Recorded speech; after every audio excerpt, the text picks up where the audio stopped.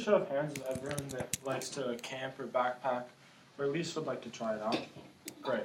Quite a few of you, like I expected. Today, following Penny's, it's kind of a little bit of the opposite. I want to teach you guys how to build and start a fire safely. Okay? Fires are key to either surviving the wilderness or just a fun way to do something camping. And they provide us a wonderful heat source in cold areas and also a way to cook raw meats that can't be eaten otherwise. Growing up, I took many camping trips with my family, and whether it was in the high Sierra Nevada mountain range or in the deserts of Joshua Tree, it was always essential to build and start a fire. And that's exactly what I learned to do. There are some key tools to starting a fire. Obviously, the easiest would be a matches or lighter or something along the lines of that. But today I want to teach you another method, just in case if you don't have those materials with you, or maybe they got destroyed along the way.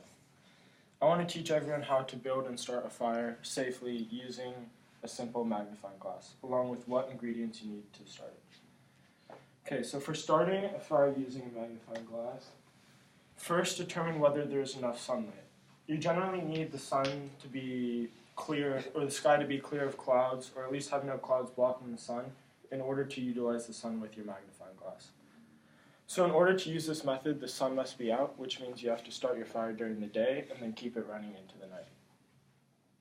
If you do not have a magnifying lens, binocular lenses or like an eyeglass lens can work as well. You just need some sort of lens that will be magnifying. And also, if the sun isn't super bright, you can add water to the lens to make a more intense focused beam of light, which will help you start your fire easier. Secondly, you have to find after you find what you're going to use to start your fire, you want to build a tinder nest out of dry material and set it on the ground. For tinder, you want to find dry plants that will burn easily and be easy to be sparked on fire. According to the article written by Robert Munilla titled Tinder and Kindling, it usually tends to work best if you have small pieces of wood that are dry and snap easily, or hay-like grass that will catch on fire, like paper. Bunch up the tinder you have found into a clump that looks like a bird's nest shown on the screen, and then set that on your ground.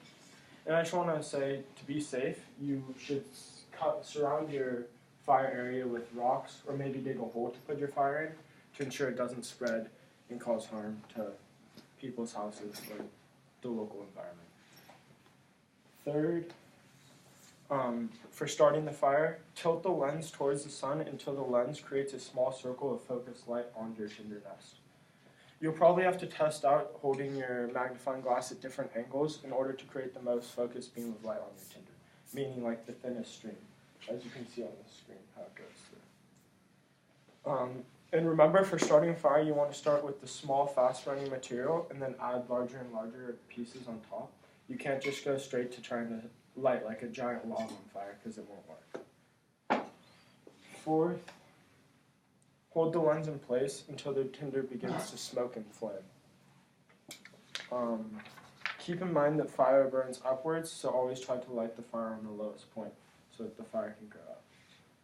Blow lightly on the tinder nest to nurture the flame. By blowing on the flame, it allows the fire to get more oxygen, which the fire uses as fuel, which in turn makes it hotter and able to grow faster. You don't want to give it a giant gust of air though right when you're starting it, because then it might just blow out like a candle.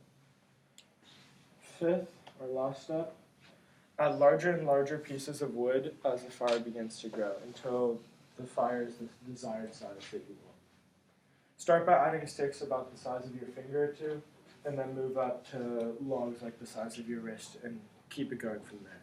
Once you have larger logs, the fire will be able to burn for a longer amount of time, so you don't just have to keep adding stuff onto the fire. And there you go, you got your fire that you want.